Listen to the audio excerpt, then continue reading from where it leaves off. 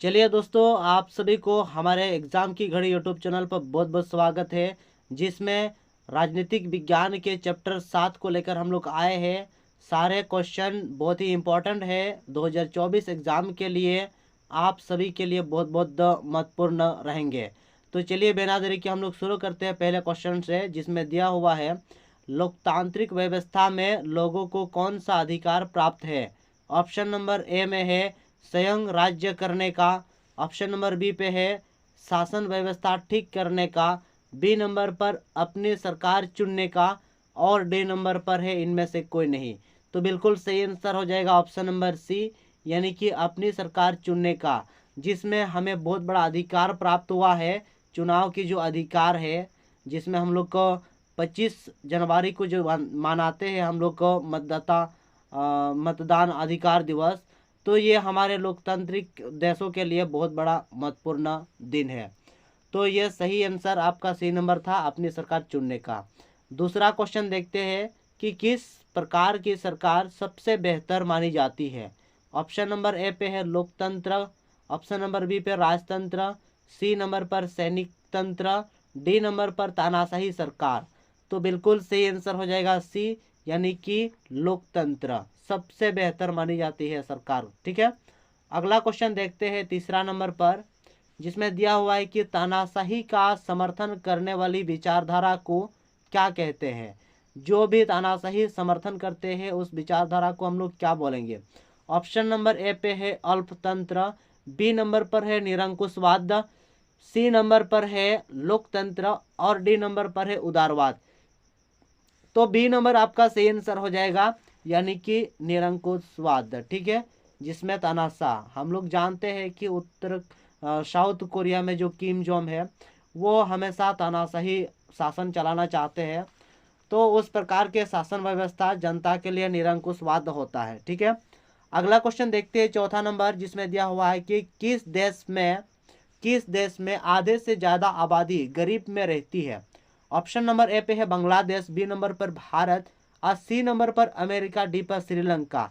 तो सही आंसर हो जाएगा ए, यानी कि बांग्लादेश जो है वो आधे से ज़्यादा आबादी गरीब में रहते हैं। अभी भी बांग्लादेश का जो राजधानी है ढाका, बांग्लादेश के जो रहने वाले निवासी है तो अभी भी गरीब में ही जी रहे हैं। ठीक है, हालांकि भारत में भी बेरोजगार की संख्या तो काफ़ी ज़्यादा है, मगर अब परिस्थिति थोड़ा ठीक हुआ है। इसके बाद 5 नंबर देखते हैं कि इनमें से कौन लोकतंत्र की विशेषता नहीं है। ऑप्शन नंबर ए पे है लोगों के लिए कानून, बी नंबर पर सत्ता पर एकाधिकार, डी नंबर पर समानता और स्वतंत्रता, और डी नंबर पर है अधिकारों की गारंटी। तो सही आंसर हो जाएगा बी, यानी कि सत्ता पर एकाधिकार को हम लोग लोकतंत्र की विशेषता नहीं देखते हैं। जैसे सत्ता की एकाधिकार मतलब कि एक ही व्यक्ति पर पावर होता है, वो नहीं होना चाहिए ये लोकतांत्रिक देशों में। ठीक है, अगला क्वेश्चन देखते हैं 6 नंबर पर, देश की आर्थिक विकास किस कारक पर निर्भर करता है। ऑप्शन नंबर ए पे है जनसंख्या का आकार, बी नंबर पर है वैश्विक स्थिति, सी नंबर पर है अन्य देशों के साथ सहयोग, और डी नंबर पर है उपरोक्त सभी।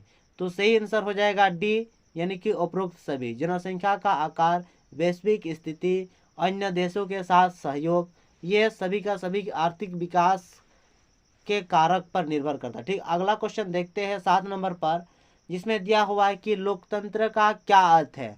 ऑप्शन नंबर ए पे है लोगों का शासन, बी नंबर राज्य का शासन, सी नंबर पर है सैनिकों का शासन, डी नंबर पर है इनमें से कोई नहीं।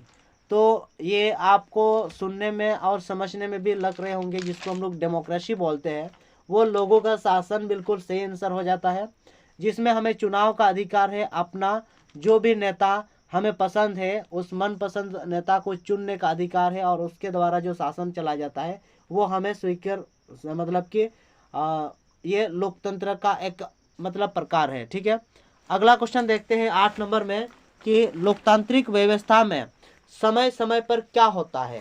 ऑप्शन नंबर क्या होता है परीक्षण, बी नंबर पर निरीक्षण, सी नंबर पर मूल्यांकन, और डी नंबर पर उपरोक्त सभी। तो सही आंसर हो जाएगा ऑप्शन नंबर डी, यानी कि परीक्षण, निरीक्षण और मूल्यांकन, ये सभी चीज़ें समय समय पर व्यवस्था में मतलब कि ये होता रहता है। ठीक है, अगला क्वेश्चन देखते हैं 9 नंबर का, जिसमें दिया हुआ है कि लोकतांत्रिक सरकार में सभी नागरिक डैश है। ऑप्शन नंबर ए पे है एक समान है, बी नंबर पर है अलग अलग, सी नंबर पर अच्छे और डी नंबर पर बुरे। तो इसका सही आंसर हो जाएगा एक समान है लोकतांत्रिक सरकार में सभी नागरिकों को। ठीक है, हमारे इस देश में जितने भी, चाहे गरीब हो चाहे अमीर हो, चाहे आप मंत्री हो चाहे कोई कर्मचारी हो, सबके लिए कानून का एक समान अधिकार है। दसवां नंबर कह रहा है कि शिकायतों का बना रहना लोकतंत्र में किसका प्रतीक है। ऑप्शन नंबर ए असफलता का, बी नंबर सफलता का, सी नंबर आज़ादी का, डी नंबर खुशी का। तो ये सही आंसर हो जाएगा सफलता का, शिकायतों का बना रहना। मतलब कि हमारे लोकतांत्रिक देश में आप कोई भी यदि मान लिया अच्छा काम नहीं हो रहा है या फिर कहीं पर आपको समझने में प्रॉब्लम हो रहा है, उसको जानने के लिए आप आरटीआई कर सकते हैं, जिसमें हमें अधिकार है, 2005 में प्रावधान दिया गया है, राइट टू इंफॉर्मेशन एक्ट। ठीक है, अगला क्वेश्चन देखते हैं 11 नंबर पर। विश्व के 100 से भी अधिक देश दावा करते हैं। क्या दावा करते हैं? ऑप्शन नंबर एक लोकतंत्र का, बी नंबर राजतंत्र का, सी नंबर तानाशाही का, डी नंबर सैनिक तंत्र का। तो सही आंसर हो जाएगा ए, यानी कि लोकतांत्रिक देशों के लिए दावा करते हैं। ठीक है, और इसको बचा के रखना भी बहुत जरूरी है आम नागरिक के लिए। ठीक है, अगला क्वेश्चन देखते हैं 12 नंबर पर। भारत में लोकतंत्र की सफलता में क्या बाधा है? ऑप्शन नंबर ए गरीब, बी नंबर पर है मतदान का दुरुपयोग, सी नंबर पर है अशिक्षा, डी नंबर पर है उपरोक्त सभी। तो ये बिल्कुल सभी का सभी होगा, क्योंकि लोकतंत्र की सफलता में क्या बाधा होता है? लोकतांत्रिक देश में सफलता तभी होगा जब गरीब से गरीब लोगों को एक शिक्षा प्राप्त होगा, सही शिक्षा, एक शिक्षित नागरिक बन पाएंगे, सही और गलत चीज को समझ पाएंगे, तभी जाके लोकतांत्रिक देश में और ज़्यादा मजबूत होगा। जैसे मतदान का दुरुपयोग होता है, बहुत सारे लोग अंदाजे में मत दे देते हैं, तो ऐसा नहीं होना चाहिए। जिस नेता, जिस पार्टी के लोग अच्छा काम कर रहे हैं, जिससे आपको पसंद है, वो आपको देना है, मतलब कि अंदाजे में नहीं। इसके बाद 13 नंबर पर देखते हैं कि भारतीय लोकतंत्र की सफलता का सबसे महत्वपूर्ण तत्व क्या है। ऑप्शन नंबर ए पे है निष्पक्ष चुनाव, बी नंबर भेदभाव का अंत, सी नंबर पर है जाति प्रथा का अंत और डी नंबर पर है सांप्रदायिकता का अंत। तो सही आंसर है आपका ए, यानी कि निष्पक्ष चुनाव। ठीक है, अगला क्वेश्चन देखते हैं 14 नंबर पर, जिसमें दिया हुआ है कि विविधताओं के बीच सामंजस्यों की स्थापनाओं की सर्वाधिक क्षमता किस शासन व्यवस्था में होती है। ऑप्शन नंबर अल्पतंत्र, बी नंबर अधिनायक तंत्र, सी नंबर लोकतंत्र, डी नंबर सैनिक तंत्र। तो सही आंसर हो जाएगा सी, यानी कि लोकतंत्र। ठीक है, नेक्स्ट क्वेश्चन देखते हैं 15 नंबर पर, जिसमें दिया हुआ है कि लोकतंत्र क्यों एक उत्तरदायी शासन व्यवस्था मानी जाती है।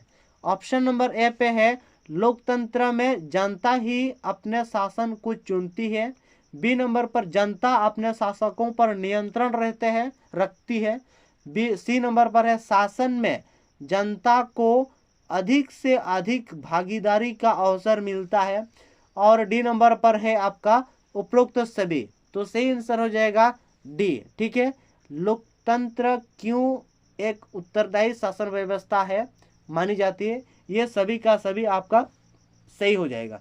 ठीक है, अगला क्वेश्चन देखते हैं 16 नंबर पर,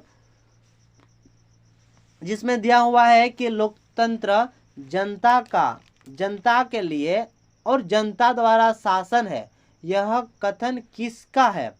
ये जो आपका विचारधारा, ये जो आपका स्टेटमेंट जो आपको बताया गया है, जनता का, जनता के लिए और जनता के द्वारा। ठीक है, ऑप्शन नंबर ए पे महात्मा गांधी, बी नंबर पर अब्राहम लिंकन। ठीक है, ये बहुत इंपॉर्टेंट है और लोकतंत्र का यदि सटीक परिभाषा आप देना चाहोगे ना, तो ये लाइन आप लिख देना, 100% आपको नंबर कहीं से नहीं कटेगा। इसके बाद सी नंबर पर पंडित जवाहरलाल नेहरू, डी नंबर पर है मैडम लिंगदो। तो सही आंसर हो जाएगा बी, यानी कि अब्राहम लिंकन का कहना है जनता के लिए जनता के द्वारा शासन की व्यवस्था को हम लोग बोलते हैं मतलब कि लोकतंत्र। ठीक है, जैसे इसमें for the people, by the people, of the people, इस तरह से ये डिफाइन क्या है अब्राहम लिंकन। ठीक है, 17 नंबर का क्वेश्चन है तानाशाही का क्या अर्थ है। ऑप्शन नंबर पे लोगों द्वारा नियम, बी नंबर पर लोगों के लिए नियम, सी नंबर पर है कुछ के द्वारा नियम, और इनमें से कोई नहीं। तो ये आपका सही आंसर है सी, यानी कि कुछ के नियम पर चलना तानाशाही हो जाता है। अपने बातों पर अड़े रहना, अपने बातों को मतलब कोई भी गलती यदि किए तो उसको ना स्वीकारना, ये आपका तानाशाही होता है। आपका मान लिया कोई काम को पसंद नहीं है, आप जबरदस्ती उस काम को लागू कर रहा है, वो हो गया आपका तानाशाही। ठीक है, जैसे कि अभी नरेंद्र मोदी ने, उसका बीजेपी का जो सरकार है, बहुत सारा लोगों को हमारे जो सत्र चल रहा था शीतकालीन सत्र, वहां से निलंबित कर दिया था। 114-15 मतलब कितना 40-50 विधायक को मतलब कि उसने निलंबित कर दिया था। तो ये एक प्रकार का देखा जाए तो वो एक तानाशाही का उदाहरण में आ सकता है। ठीक है, 18 नंबर देखते हैं कि किस देश में विभिन्न जातीय समूह की आकांक्षाओं के माध्यम असफलतापूर्वक सामंजस्य स्थापित किया है। ऑप्शन नंबर है पे श्रीलंका, बी नंबर पर बेल्जियम, सी नंबर पर बांग्लादेश और डी नंबर पर अमेरिका। तो सही आंसर हो जाएगा बेल्जियम, जिसका राजधानी है ब्रुसेल्स। मैंने आपको बताए थे पिछले वीडियो में। ठीक है, अगला क्वेश्चन देखते हैं। अगला क्वेश्चन मतलब कि 19 नंबर का सवाल है, लोकतंत्र में किस प्रकार का चुनाव होना चाहिए। ऑप्शन नंबर पर निष्पक्ष चुनाव होना चाहिए, बी नंबर पर नियमित चुनाव होना चाहिए, सी नंबर पर उचित होना चाहिए। तो आपका सही आंसर हो जाएगा उपरोक्त सभी, यानी कि डी नंबर। ठीक है, ये लोकतांत्रिक देश में निष्पक्ष होना चाहिए, नियमित होना चाहिए और उचित होना चाहिए। ठीक है, मगर चुनाव का प्रक्रिया तो नियम होता है, निष्पक्ष होता है और उचित होता है।